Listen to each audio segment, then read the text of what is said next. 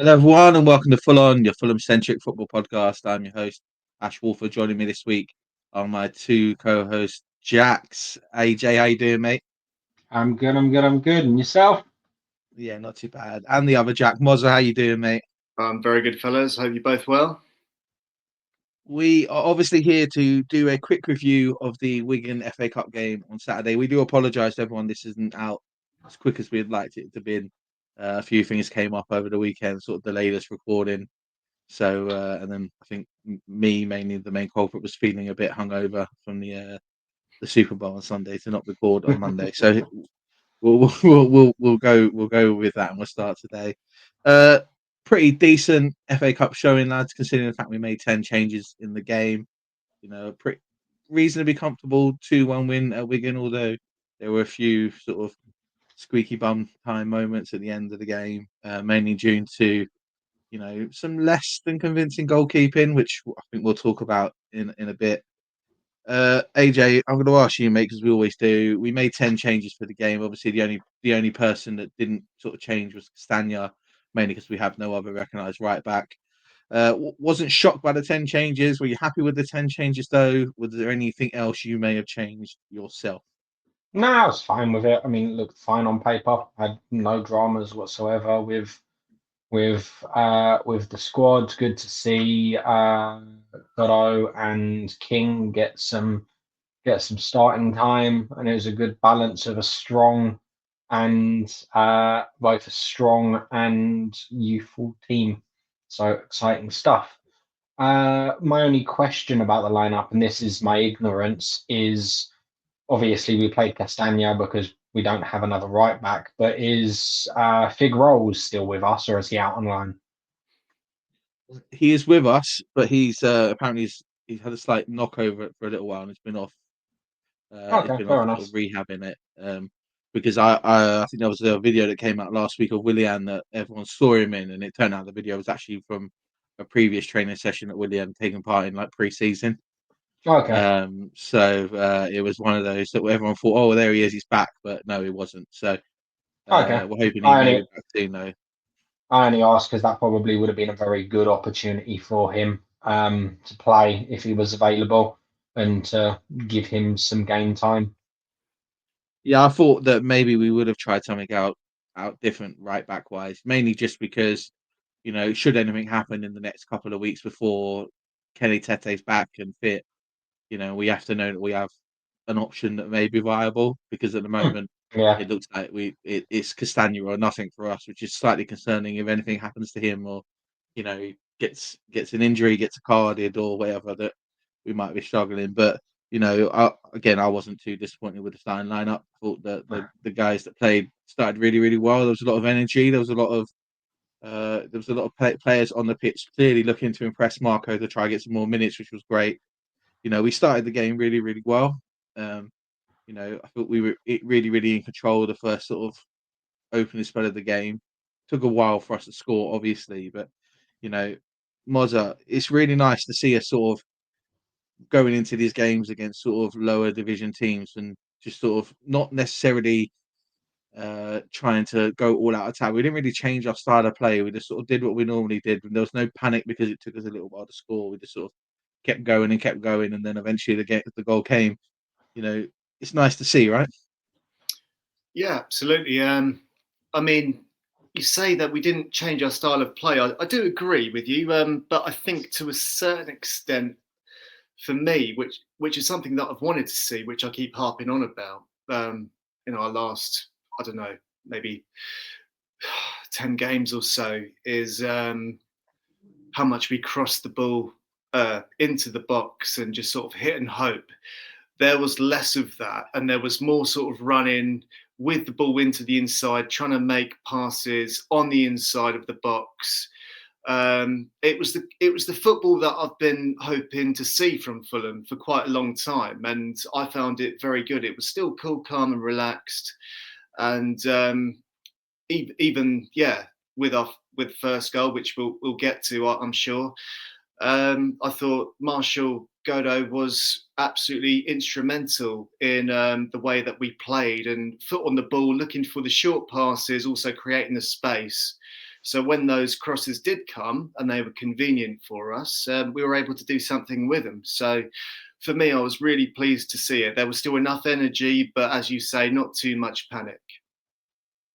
Yeah, well, let's sort of break down the first goal because it's some really good play. Godot gets the ball at the edge of the box, really calm, realizes there's not really a cross on for him, sees Ryan Sessegnon on the overlap. Sess does what he always does do. He puts in a brilliant first time ball. One thing that we all know that Ryan Sessegnon is better than Anthony Robertson at, that is crossing. And he puts in a lovely first time ball. And you got to give Muniz his credit because he does really, really well to not just stay strong and win the header, but the header's he takes it quite down low and he has to sort of head it away from the keeper to try sort of control it. AJ, it's a really, really good goal for us to score. Great play all around. I don't really know who deserves more credit there, the cross from Ryan or the goal for Muniz. But how happy were you to see that is a partnership that there could be some future in? Yeah, Ryan Sessegnon once again proving to be exceptional during his cup appearances. He's not someone that I previously attributed to crossing the ball. I think of him during his heydays at left wing, being a bit of a fox in the box, being in the right place, right time, knowing when to score a goal, and the occasional well-timed through ball, as we all remember from Wembley. So seeing those sort of deep first-time crosses, but pinpoint accurate, was something that I only really attributed to Willian, to be honest. So it's something really nice to see as an option we have and something I'd like to see a lot more of. Yeah, overall, it's really nice to see that he has the ability to put those balls in. Obviously, we look at Muniz and the way that Muniz scored the goal as well. He deserves an awful lot of credit. It was an awful lot of work to still do to score, even though the cross is brilliant. There's still an awful lot of work for Muniz to do to put that in. Just how impressive was it to see him, get his head on that and control it the way he did. Yeah, I mean it's exactly that. It's a pure striker's finish. It's something we would have attributed to the likes of Mitrovic in the past, and the only difference was the quality of the cross compared to previous games. And him, yes, he still had to do a lot of work, and he did exceptionally well to do it. But it was always sort of, if you were to draw a box round the player of what area you would want a ball delivered into, it was within that region. Like it might not have been pinpoint perfect bounce off his forehead type thing, but it was in an area that he could attack as opposed to having to stretch for, overreach for, go back on himself. It was something that as a striker he's done really well to attack and has got the goal as deservedly for it. Yeah, Mozza, do you think there's sometimes when we play with Muniz as the main focus up front that we don't give him balls like that into the box because it's clearly something that he's really good at. He has really good strength and he has really good ability to, first time finish and stuff like that. But do you feel like maybe sometimes when we play, we just sort of swap him and Ray all out and we try to play both like they're like interchangeable and they're not. They're clearly not. But do we need to play more like that when Muniz is the one who's up front because he clearly really thrives on, you know, those balls being in the box in dangerous positions. I think he's better in the sense of being aerial, and as AJ just said, he follows a bit more in his style of play the way that Mitrovic did. Also, I don't want it to come down to there's an age difference between him and Jimenez, but that is like an obvious thing. So I think he probably does have a bit more energy, maybe a bit more strength, and in that sense, maybe a bit more confidence. But the other side of the coin is I think Jimenez is probably a bit more better with the ball on the floor and making shots when the ball is, closer to the ground, from the foot to the goal. I think the goals for him are a massive confidence boost as well. And obviously, again, we will get to the other one later that he had. But I don't think we do change our style of play, but maybe it is something that we should do. However, that said, in this game, I think we weren't overly reliant on the crosses, but Muniz seemed to be able to pick them out and be up for it and get on the end of them. And yeah, to his credit, I think he proved himself to be able to show that he could finish them, and he did the business. So that's my take on that. Yeah, there was. go on. Good. No, I was you going to ready say, to go. yeah, with all due respect to Jimenez, however it's pronounced, considering the state of his previous head injury, do you really expect him throwing his head around to try and get on the end of those sort of crosses? I can understand, even if it's not a conscious reluctance, but even if it's just a subconscious reluctance to basically yeet himself through the air and throw himself towards a ball when you've got in the back of your mind that his injury is still there, that it's still of significant importance to him, and is something he does have to think about when playing, like whether or not it's consciously or subconsciously. It's something to consider in his style of play, and that's no discredit to him. I think he's brilliant at what he does do, but it's just something to be wary of. Yeah, I think that's a fair shout. Subconsciously, I don't think it'll be a conscious thing. I also think that Rail is better with his feet. So Yeah. in a position like that where that ball's dropping low, he's probably going to be looking more to get his foot on the end of it rather than his head on the end of it. But that's taking nothing away from Muniz and the strike and the header, because it's brilliant, and we score from it. Not really anything else happens in that first half. It's bit, and then there is one other really good chance that Fulham have where Goddo was played through and he breaks through at some great pace. Something that we've all been crying out for a long time. A player with pace who just runs directly at the goal and puts panic into defenders and the keeper. Where he took the ball edge of the box slightly to his left and then had a shot that hit the side netting with. Other players might have been a slightly frustrating sign, but I thought it was a really good sign from a player like Goddo. He's young, he's not wholly experienced playing in the Premier League, and we know that there would have been some frustration from him because for the second time this season he was literally minutes away from joining a Championship team on loan during the transfer window, and it fell through because of injuries that sort of come to light at the club during that time period. His performance is absolutely fantastic. The whole time he was on the pitch, and we all sort of praise Josh King as being like the next best thing for Fulham and stuff like that. But if Goddo keeps putting performances in like the one he put in on Saturday, he will be a first team player, very regular, very, very quickly, because I thought he was superb. I don't know if you agree with that, Mozza. I know you were talking about him, but personally, I think he was absolutely brilliant on Saturday. Yeah, well, I don't want to give away anything that we'll get to later, but yeah, he was superb. Josh King was as well, but I think he slightly outclassed him, and I feel like he's the kind of player that we've sort of been missing a little bit, and I'd love to see more of him.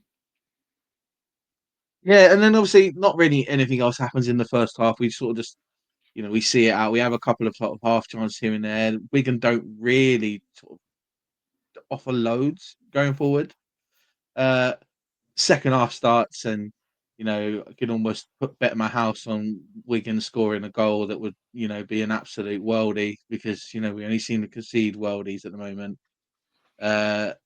From the player that, I'm not going to blow my own trumpet, but during the preview show I did say we have to watch Johnny Smith because he has a good shot on him. Go on, blow the trumpet. Go on.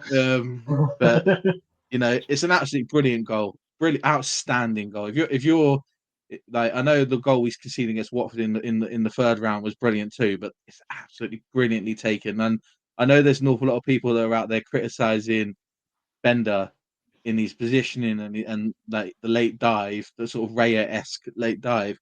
I don't think there was much he could do. It's proper poacher's stuff. It's take a bow. Is all I can say. Like, because it's a proper lovely goal, and to score that against a Premier League team, you can sort of understand why he was celebrating as hard as he was, because it was deserved, and it proved that, to the point to Fulham, that probably we had to pick our game up a little bit, because we sort of started that second half a little bit in control, but not really offering loads again.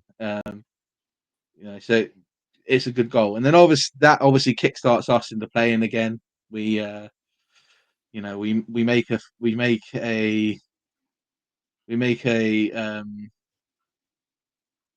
sort of make a tactical change in the sense of we start sitting a little bit further forward up the pitch, and we're starting to look to get the ball forward a lot quicker than we were before, which saw that moment where Andreas Pereira and Muniz linked up beautifully. Andreas Pereira with one of the best passes I've seen him complete in a Fulham shirt to put Muniz through, who takes his goal brilliantly. I don't know if you guys noticed, but I don't even think he looked up from the time he took the Knew where the shot goal was. to going in. He didn't even look up. It's a brilliant bit of play by both of them. Great bit of connection by both of them. If we're gonna be having Andreas Pereira and Muniz playing together, we know they have a good connection off the pitch. But it's really nice to finally see that we're getting a bit of fruition from that on the pitch. AJ, sort of, how do you describe that goal? How good was it to sort of not be behind, but not be pegged back for so long in the game, and then sort of just had the opportunity to sort of take the game calmly as it went on. Yeah, it was a good reaction from the boys from a goal that we would have been proud of. Wilson scoring in Wigan's goal. Like, it was very Wilson-esque when I saw it and thought, I've seen that before. But in terms of how we reacted to it, we got on the front foot, we pressed well, and we were very creative in the way that we broke the line. And it showed with Andreas's pass into Muniz, and it's quite nice to see one of his more audacious passes actually come off for a change. Normally we'd give him stick for that sort of pass because it'd be very wayward and there'd be no one following the run and no one pushing to get on the end of it, and it would just be like, right, why have you done that? You didn't look, you didn't pay attention to where it was going, you just played it into a space. In this instance, he's played it into the perfect space because Muniz has read what Andreas is going to do, like a primary school reading book with absolute ease, and got himself into a perfect position, one-on-one with the goalkeeper, and has just slotted it past him. And it's just beautifully done Brazilian football, Samba Whites. So I really can't complain. Yeah, no, it's good, to take the lead. Then it leads us to 35 minutes of us sort of really comfortably being in charge of the game, not really loads going forward, but we're just comfortably watching the game. But it leads us to the real big talking point for Fulham in the game, which is obviously our second choice goalkeeper. Now, I'm going to put it out there. Stephen Benner made a couple of really good saves in this game, but it does concern me that if Leno were to get injured, Bender would be the replacing goalkeeper. I'm not going to get too harsh on him and be like sitting there pinpointing every single mistake he made with his positioning. He made a really good save at the end of the game that probably looked better than it was because he was so badly positioned at the start of it. Mozza, does it worry you that there seems to be such a massive class difference between our first choice and second choice goalkeeper? I don't remember the last time when our first and second choice in the Premier League were that far apart. But I'm worried should anything happen to Leno. I'm trying to think now the last time there was that much of a big difference. I think we have had him, but anyway, maybe that's a conversation for another day.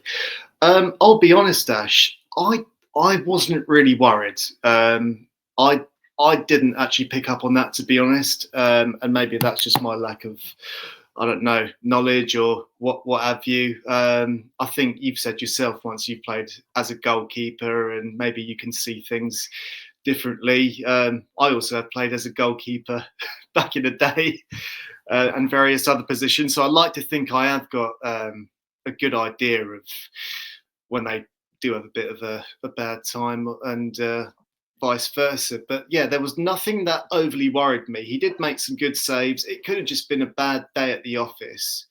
I'm trying to think who's our.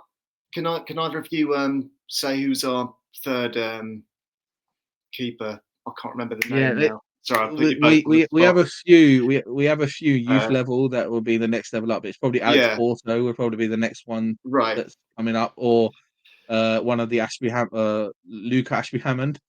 But it's what they're really young and experienced goalkeepers. And let's be fair, I know Bender's only 23, and 23 as a goalkeeper, it's still a really young age as a 26. goalkeeper. He's 20, so he's 26. Sorry, my apologies. Yeah. 26 is still young as a goalkeeper, Yeah, right? absolutely. And also, it's really hard for any team to sign anybody as a goalkeeper when they know that there's a goalkeeper in front of them as good as Burn Leno, because you're probably not going to get much of a look in. So I'd understand why we probably wouldn't have a major like a major second choice goalkeeper. It just concerns me that should anything happen to Leno, that Bender would be the goalkeeper in place, because there were a few moments during that game where I think his positioning and his handling and he's not as good as Leno with his feet, and considering Leno is not the best goalkeeper with his feet, uh, it's slightly concerning to me to see it. But as you say, it might just me being really picky, and because I really like Leno and just thinking that he's not Leno. Yeah, But I mean, the only thing I'll finish on saying about Bender is, some of the great saves he did make, we've seen Leno let shots like that go in, and I think Leno's a great goalkeeper. He would still be my first choice, but all we could probably put it down to, and this is being diplomatic and in a nice way, is that Bender's not as experienced. Maybe he does need more games like this to get that experience. Don't know where and when they're going to come from. Maybe we could be looking at more preseason sort of things if he's still about. But yeah, I'm not too hung up about his performance, and I think he still played well enough for me not to be worried about him. Yeah, I mean, this is only his fourth appearance this season, and they are months apart. So give him some credit. There might be a level of nervousness. There might be a level of uh, the surface, the turf, that sort of thing, because it was a bit abysmal. And it might be a certain level of just a completely out of match experience. I mean, 4 appearances, all in the cup, all very spread out. I think January he had 1 appearance. He's just had the appearance against Wigan, and I think his last appearance before that was God. Preston, Hmm? Preston. Yeah, Preston in September. So he hasn't had to kick a ball since September 17th. So I give Preston, him where a he faced 19 penalties and didn't look like he was going to get close to a single one of them. But yeah, no, yeah. I know I'm being harsh on him. I know I'm being harsh on him, and you're absolutely correct in the sense of, it's hard to get any form of confidence and consistency if you're not playing much. My problem is just that I see his positioning sometimes, and it scares me, because but then you know his positioning may be as what he finds comfortable. Because there was a moment in the second half where he comes out from a really poor pass back. I can't remember exactly who passed it back. But if he wasn't where he was and then on his toes to attempt to clear the ball, the fact he then smashes the ball straight into a Wigan player who's standing 5 feet in front of him and they almost score from it is Do you mean beyond. he's too It's something far off else. his line for your liking? When you No, say that, or It's just more like its general positioning is a bit concerning to me. But it might just be because I'm not used to seeing him play, and Yeah.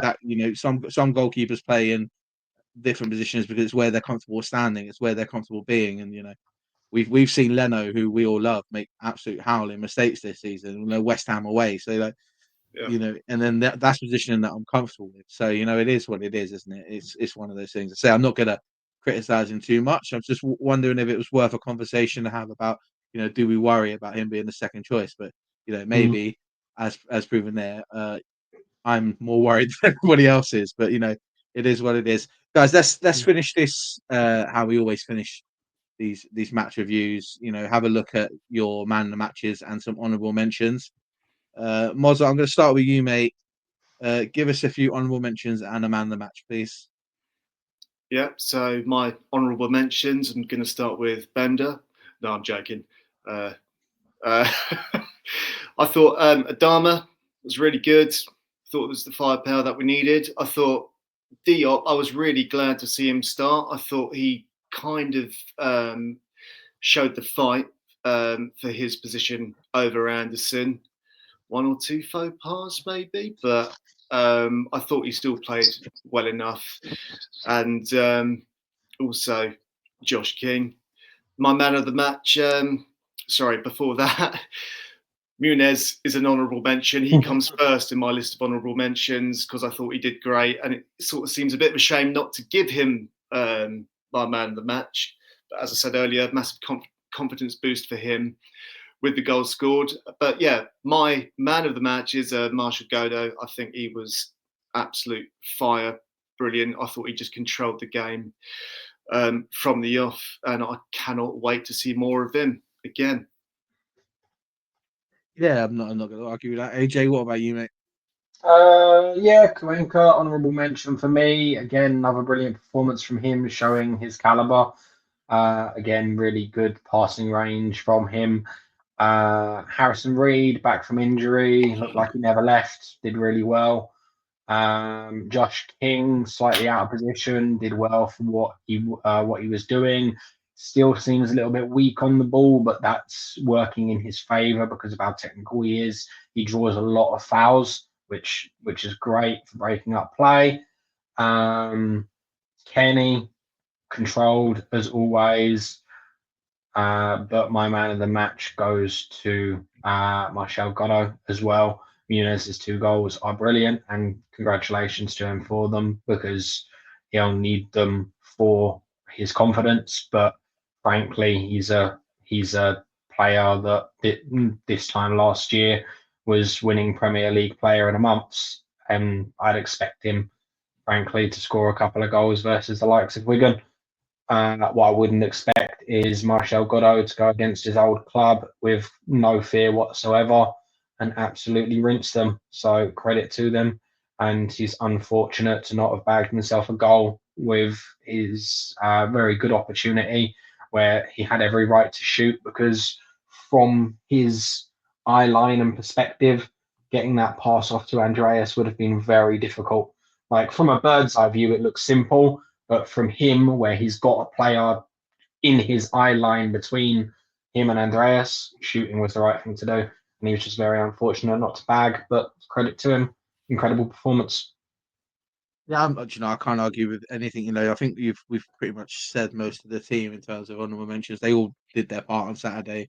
We looked pretty comfortable considering what it was, and Wigan made a good game of it. It's not like we walked it and it was easy, but it was comfortable. It was good to see Cess have a good game, coming back, still trying to gain that confidence. And the assist is great. The Pereira pass is great. Muniz obviously deserves all the praise he's going to get for scoring both goals. But yeah, I agree. 100% it has to be Marcel Godo for man of the match. I saw Marshall play for Margate one time because he was playing against a friend's team who were playing against him, and I thought he was outstanding. And when he joined Fulham, I was really excited about it because he was written off by an awful lot of people because of how small he is, and he's been absolutely brilliant. That Carling Cup game against Crawley that we all remember from a couple of years ago, where we were absolutely atrocious. He was the only person that looked like he was trying at all in that game, and he was solid. And it's good to see that his confidence and his ability is just getting bigger and better every single time he plays. And him and Josh King are definitely the future of Fulham Football Club. If we can get Muniz going and firing, those 3 could be, leading the line for Fulham for an awful long time. And it's good to know that, there is a lot of quality there. We just need to, keep hold of them, keep them raring and keep them going. And, Marcel Godo was outstanding on Saturday. So 100% deserves to be man of the match. Guys, thanks very much for joining me for the Wigan review. Please, everyone, like, subscribe, and share. Come join us over on the channel. Comment on the videos. Join us on social media. Help us grow as much as possible. It's great. We've had some good growth over the last couple of weeks, so we'll hopefully keep that going. Thanks to everyone who's watched our live episode we did last week, where we had a little chat about some off the field stuff going on at Fulham. We may well be doing another live soon, but that depends on if people actually want it or not. Other than that, we'll see you all on Friday with our match preview for the Forest game on the weekend. Other Other than that, have a good week, guys, and come on, you Whites.